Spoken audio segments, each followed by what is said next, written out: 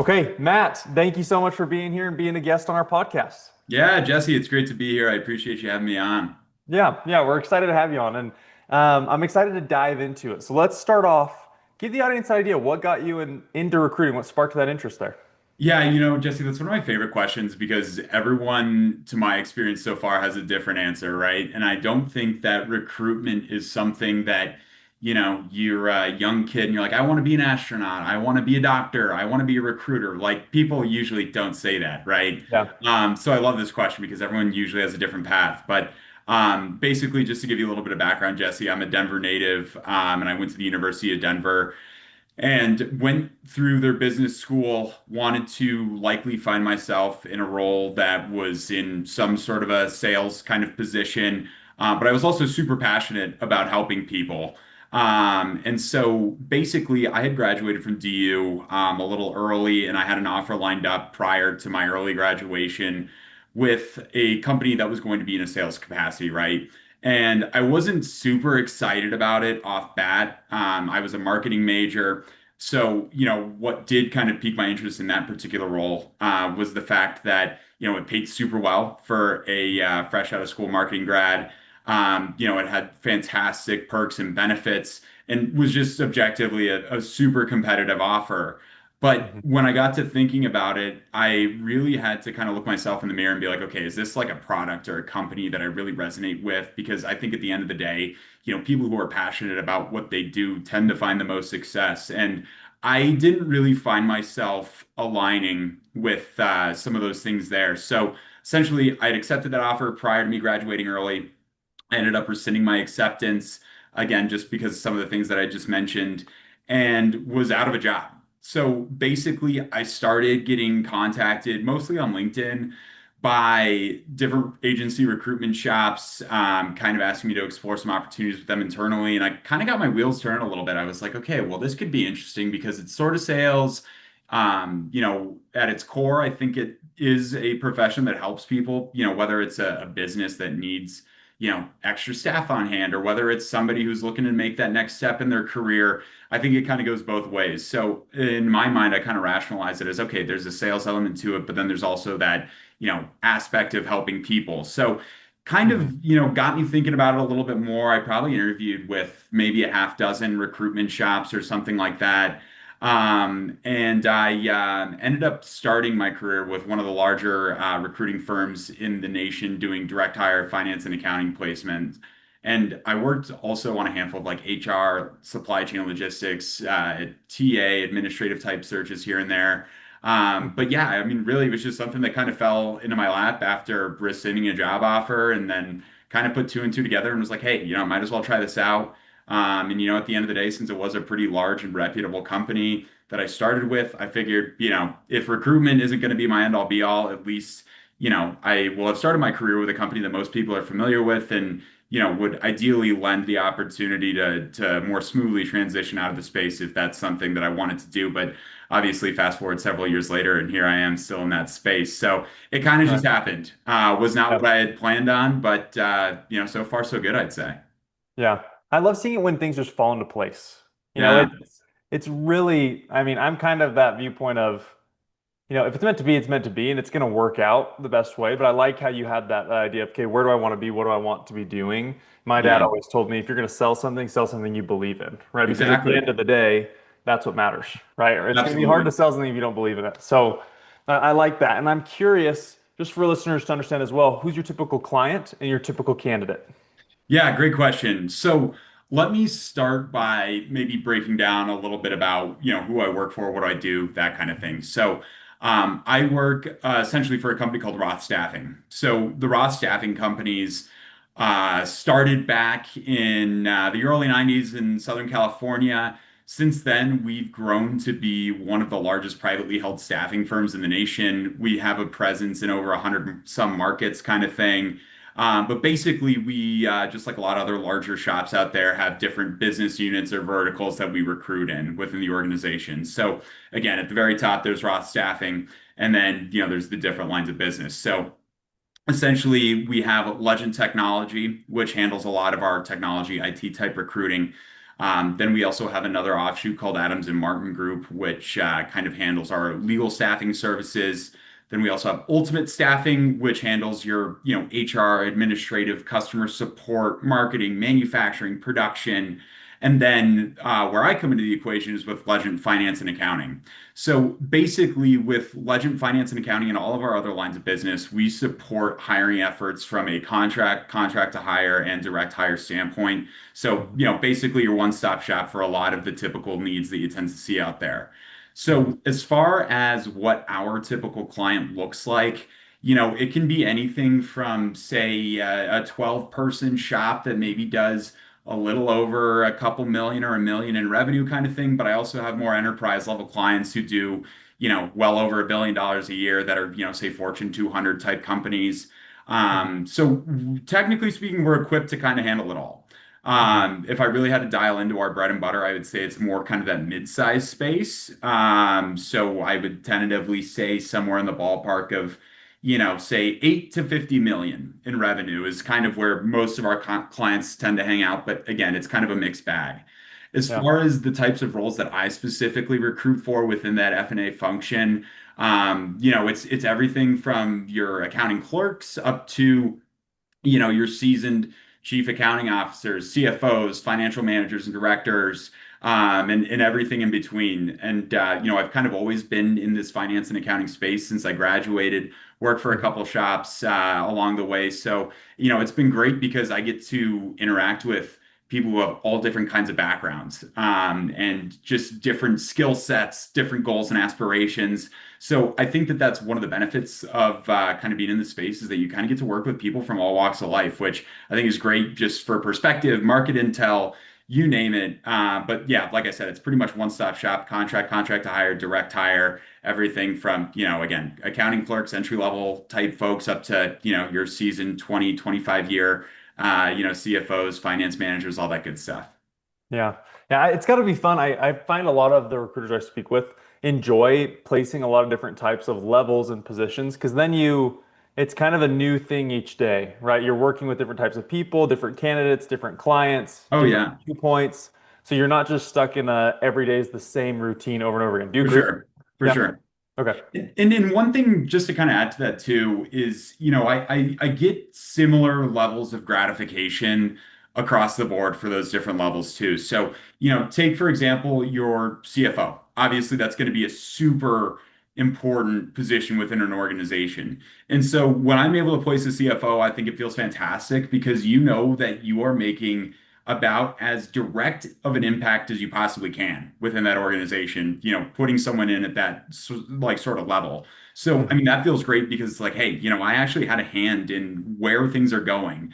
And obviously, at the end of the day, you're hoping that it's going to work out great for all parties involved because, let's call a spade a spade. If things aren't going to work out for the candidate, the client, yourself, like nobody wins in that situation. So obviously, you're always placing someone with the best intentions. Right. But I really enjoy that element of it just because, Mhm. again, I think that there's a significant impact to that organization and where they're headed. But, one of my favorite stories, Jesse, as far as like, individuals that I placed, there was this woman that I worked with a couple years back, and she had a fantastic background.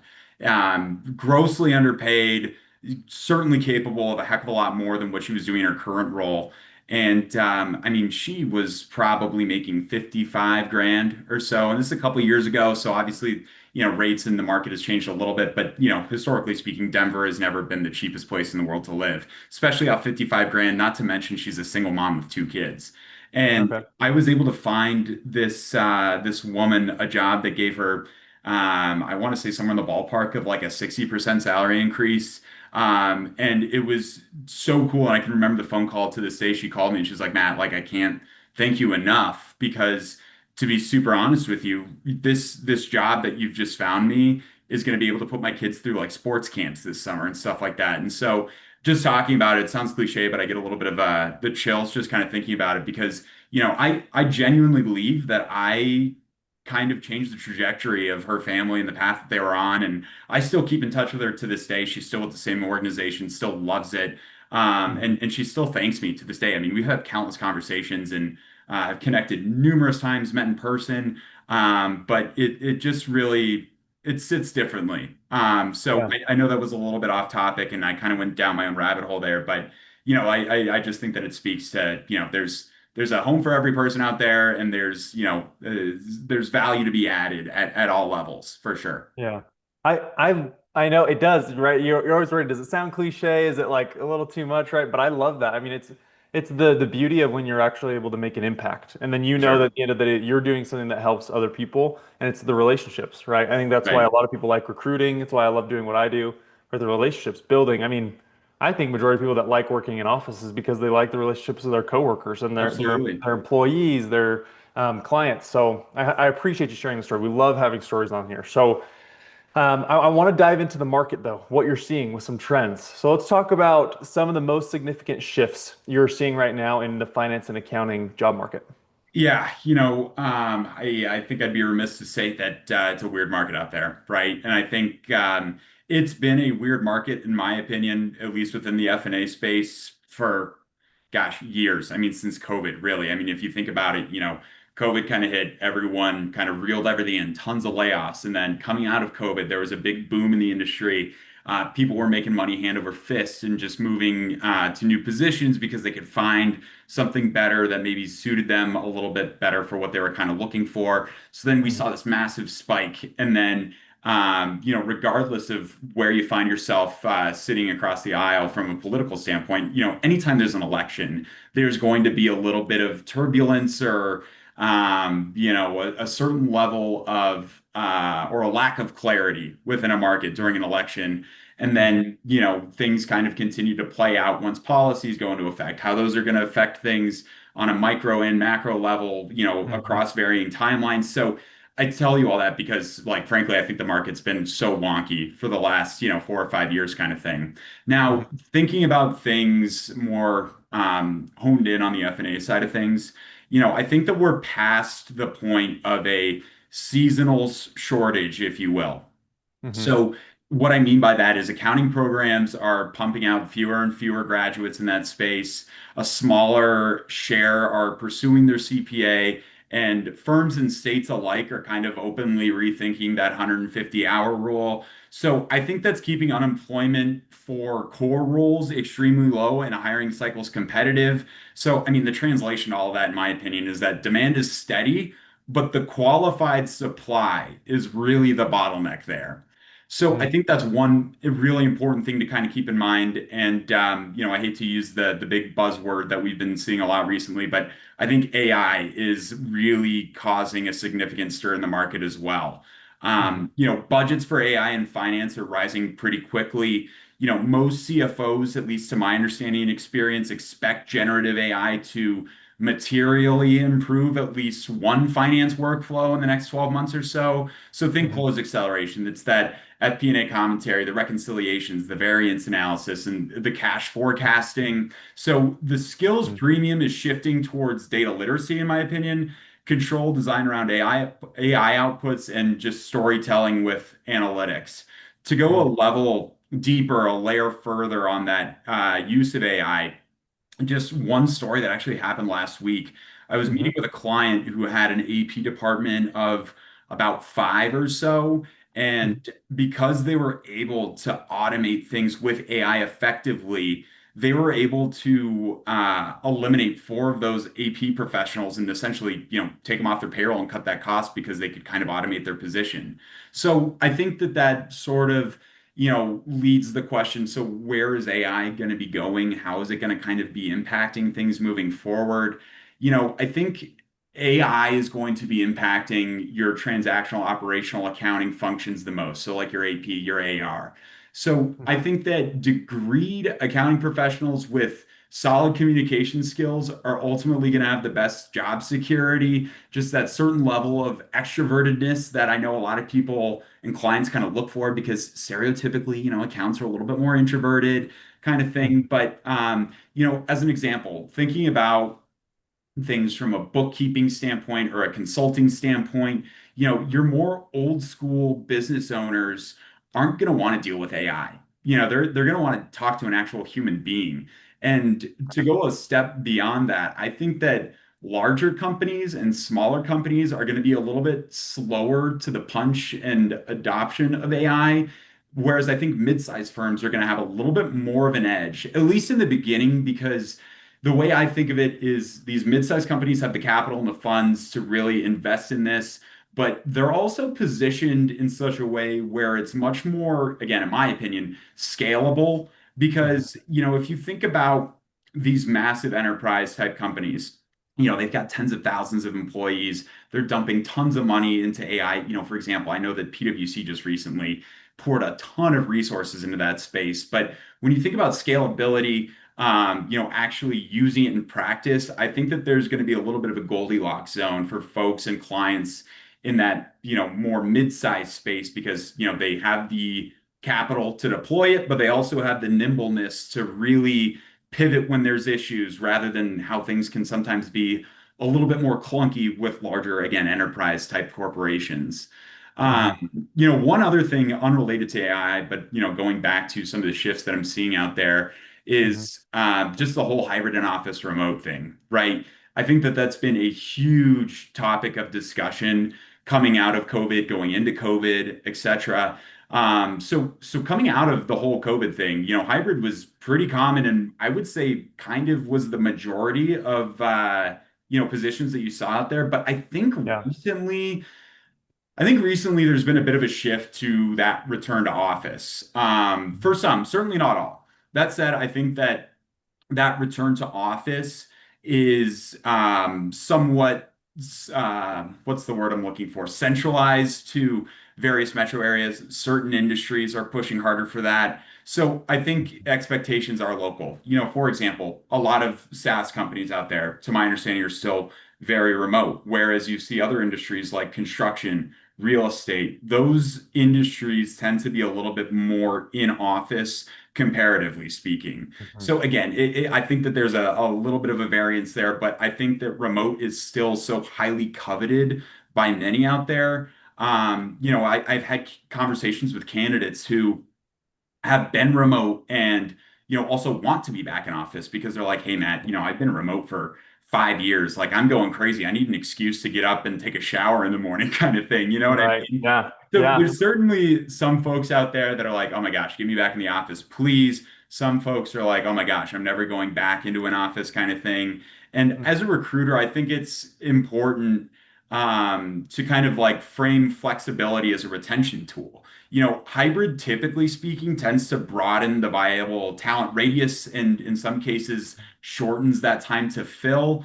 And I Yeah. think that companies who offer hybrid will likely have a slight edge on those who don't. And to go a step further, for those who don't, I think it's super important to offer a certain degree of flexibility on an as needed basis. So let's just say you're a fully in office company, you have an employee that's going to have someone come by to take a look at the hot water heater or something, giving them that flexibility to be like, hey, yeah, you've got the person coming to look at the hot water heater at 3 o'clock, get out of here at 2 o'clock, log back on when you're at home, and we'll see you back in the office tomorrow. So I think that Yeah. flexibility is super important for those who are hiring to kind of keep in mind. But sort of on the flip side, another quick story I'll tell you, Jesse, is I've got a candidate that I've been working with for probably the last, gosh, I don't know, maybe year or two kind of thing. And this individual has 5 years of experience within accounting, has their degree in accounting, and she's fully remote working for a large corporate enterprise level company. So fully remote doing AP, has been doing AP for them, and she's currently making 55 grand. At the end of the day, someone with 4 or 5 years of experience and a degree in accounting, typically is making a heck of a lot more than 55K, but she's not willing to compromise on being fully remote. So, it's Mhm. kind of a mixed bag out there. I think it's always going to be a little bit of a case to case basis, but that return to the office piece, the AI, and just the number of individuals entering the workforce within the finance and accounting space are some of the bigger players, I think, that are, having a hand in some of the shifts that we're seeing in the market, if that makes sense. Yeah, it does. It does. And I think that kind of ties into some frustrations that companies are having when trying to hire talent. What other frustrations are you seeing when it comes to hiring talent for companies? Yeah, that's another great question. So I think that first and foremost, one of the biggest frustrations that I'm hearing from companies right now is I guess, a mismatch between the speed of the market and the speed of their hiring process. So, finance and accounting candidates, especially when you're in that like staff accountant level up to, your CAOs, CFOs, whatever the case might be, they typically aren't looking for long. They're going to be on and off the market pretty quickly because they're being courted by multiple staffing firms at once, maybe even a step further by different organizations directly from internal TA type folks. But Mhm. a lot of companies are still running like 3 or 4 rounds of interviews, and then maybe you mix in like a case study or something like that. And it's Um, these processes can be stretched over for weeks. And so by the time a company is ready to make an offer, chances are those top tier candidates have already accepted somewhere else. So I right. think that for a lot of businesses out there looking to hire, it creates this feeling of, we can't hire anyone when, in my opinion, in reality, they're losing the right people on account of timing. I think coming out of COVID, there was a cliche saying that candidate was king, but I think in today's day and age, the client definitely holds a little bit more leverage in this market, but Mhm. certainly not the case for top tier talent. I mean, there's certainly still sitting in the driver's seat of how things move, go rather moving forward. Mhm. Yeah, I think reliability is another big thing too, and I think that might also have something to do with coming out of COVID, just because people had that hybrid or work from home flexibility. But it's becoming an increasing issue, to my understanding, that you know hiring managers are weary that, candidates might not even show up, whether that's to the interview, first day, second day, on their third month. Like, I think that Mhm. there's a little bit of concern from a lot of folks out there about reliability. Otherwise, I think that, candidates are definitely prioritizing flexibility. And, many companies, I think, underestimate how important that lever is. Insisting on being fully in office, even the role, or even when the role doesn't demand it, I think narrows the funnel drastically. I've Mhm. heard countless times or examples where, let's just say it's I don't know, a 20-person company, and they're like, hey, we want you guys in office at least 4 days a week or something like that. And, I'll talk to a candidate who's looking for a new role, and they're like, yeah, well, they said that we had to be back in office 4 days a week, but, they let us pick and choose. And on the days that I go in, there's no one else there. So what's the difference between me working from home by myself or working in this office by myself? So I think Mhm. if companies are going to, require individuals and employees to come back in office, there should be a good reason as to why, because I think that creates a lot of friction, and really doesn't help with retention strategy at all, which I think, especially with how quickly people are moving in the market these days from job to job, that retention piece is huge. So Mhm. I think, a certain degree of understanding and flexibility is, something that companies need to be offering just in light of some of the things that they've experienced, those frustrations, like you mentioned. So again, I think companies need to move fast for top talent, try to shorten things as much as they possibly can. This might sound pretty straightforward, but show up to work kind of thing. Yeah. And again, just being flexible and, having that leeway. And if you're not going to have that flexibility, I think it's really important to reiterate to employees like why we're doing things this way, like showing a true reason why this is a necessity to be in the office kind of thing. Does that sort of make sense? Yeah, it does. It's always interesting because you can always talk to business owners that say, "Hey, we're always going to be in office or we're always going to Yeah, be remote." I think just like everything in life, there's usually a happy medium, right? right. Where you can customize a little bit, but again, like what you mentioned with, flexibility of companies, depending on how large they are, they just sometimes they don't have the time to be able to do something like that. So it's always interesting to hear what you're seeing, what other people Yeah, are seeing because at the end of the day, yeah, having a reason for it will help a lot. And being able to understand why somebody wants it remote, right? Because I bet the right. employer is wondering, well, do you want remote because you're saving time on a commute, or do you want remote because half of the day you're out going to the gym, you're going out to eat with your family, Whatever it you're is, taking care right. of your Yeah. kids, right? Doing all this stuff. And so I think you're right. Having a good explanation of, hey, this is what we want. And we've got numbers from before. I mean, I'll use COVID as an example. We've got numbers before COVID when we were all in office and after. Hmm. Productivity has decreased by 20% or whatever it is, right? And then you can show, hey, this is actually going to build it out and this is going to give you a better career and our company's going to just explode, right? So I, Absolutely. I 100% agree. I think it makes sense what you're saying. And And I mean, kind of related to that, but I'd love to know a piece of advice that you would offer to somebody who's actively looking in the job market and wanting to stand out. What would you say Mhm. to them? Yeah, I think yeah, I'll maybe give you more than one piece of advice because I think it's hard to boil down into just one blanketed answer kind of thing. Hmm. But it's a tough market out there right now. And I think what's really important is for candidates to not lose hope. There's a home out there for everyone, and maintaining that persistence and tenacity, in my opinion, is key. I was on the market myself just over a year ago, and it's still tough out there. Candidates are getting discouraged after applying and, maybe not hearing back or not moving forward, or if they found themselves in a position where they're interviewing, same thing might happen. You always hear about those horror stories about people getting ghosted, that sort of thing. So, it's no doubt about it, it's a grind. And I think candidates need to maintain confidence and persistence in themselves because that does go a long way in an interview. And as an interviewer, excuse me, an interviewer, you can usually see that shine through, right?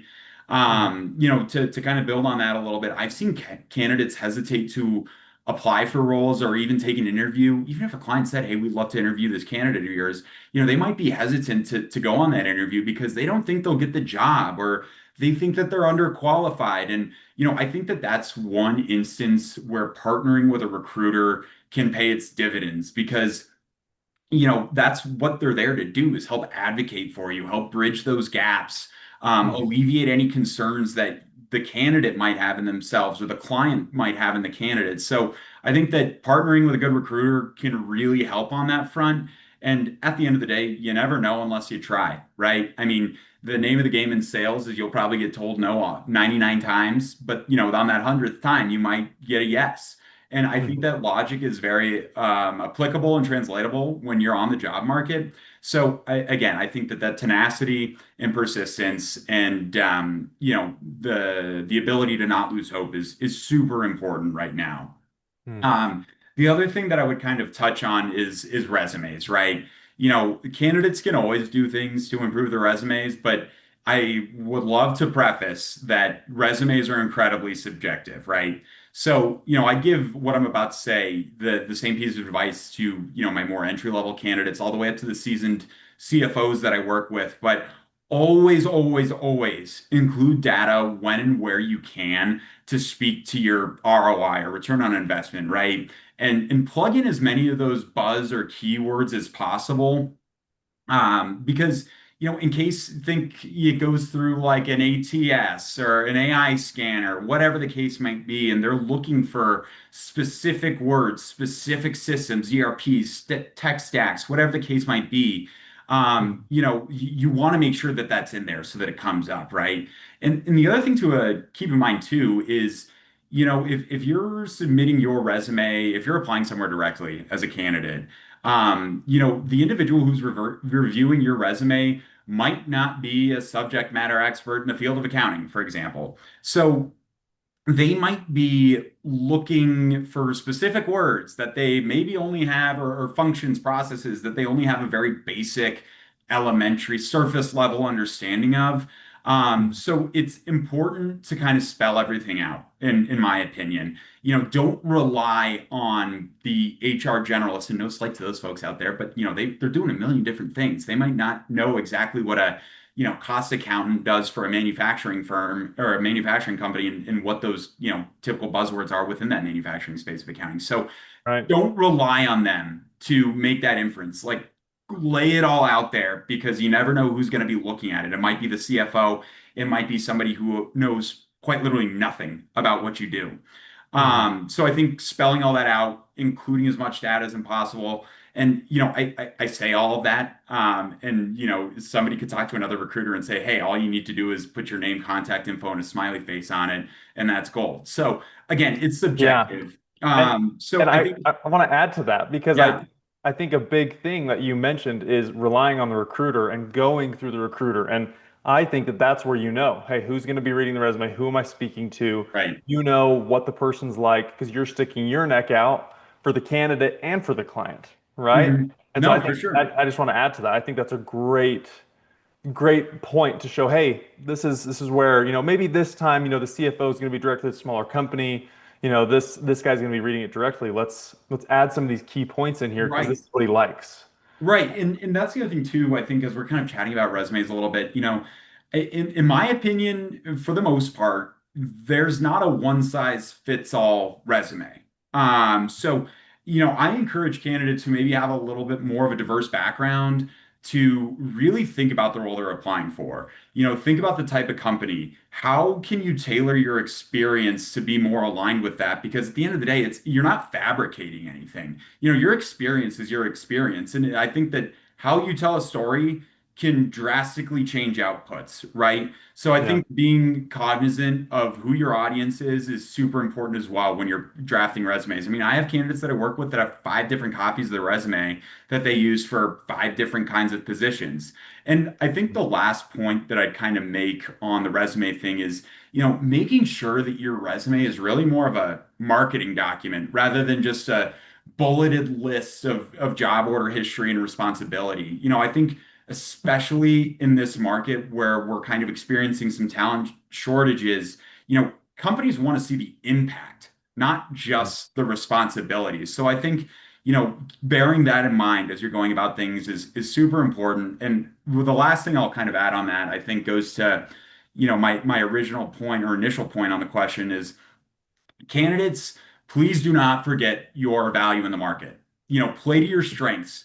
Show a willingness to learn, maybe bringing examples to the table of when and how you've overcame a learning curve, or if you know that a company is on, NetSuite, or whatever the case may be, like, look up a YouTube tutorial, do something to kind of set yourself apart because I think that that's going to be super important.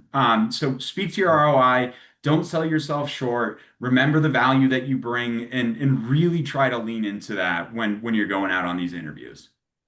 I love that. I love that. Thank you for all the insight. Matt, I appreciate all the thoughts that you've shared here. Lots of good advice. I mean, our clients, right? That's what we do for resume, biography, and LinkedIn. It's Right. exactly what we say too. So it's always nice to make sure and hear from the recruiter side as well for our clients to hear, hey, this is exactly what you should be doing, right? Multiple resumes, it's really common, customize. That's why we give our clients unlimited updates, right? So they Yeah. don't have to be the ones worrying about it. But I appreciate your time. Thank you for the insights. We're grateful to have you. What's the best way for a potential client or candidate to reach out to you or your company if they're Yeah, interested? absolutely. Best thing to do probably is heading over to our website and LinkedIn pages. So, rawstaffing.com. Once again, I work for Legend Finance and Accounting Mhm. within that vertical. So feel free to connect with me on LinkedIn. Go ahead and check out our website, follow our pages out there and stuff like that. We've got a great, remarkable, frankly, group of individuals here who have countless years of experience within the industry who are super mission driven. And, I, again, not to sound cliche, but one of our big taglines is creating remarkable experiences every person, every time. So, just do your research, like I said, connect with us, check out our website. Feel free to connect with me on LinkedIn, and I am always happy to make myself available to have conversations with job seekers out there, clients alike, and even just individuals who are looking to get a little bit more market insight and pick my brain. I'm always happy to help however I can. Perfect. Perfect. Thank you, Matt. We appreciate it. And hopefully we'll have you on again soon. All right, I love that. Thanks so much again, Jesse. Thank you.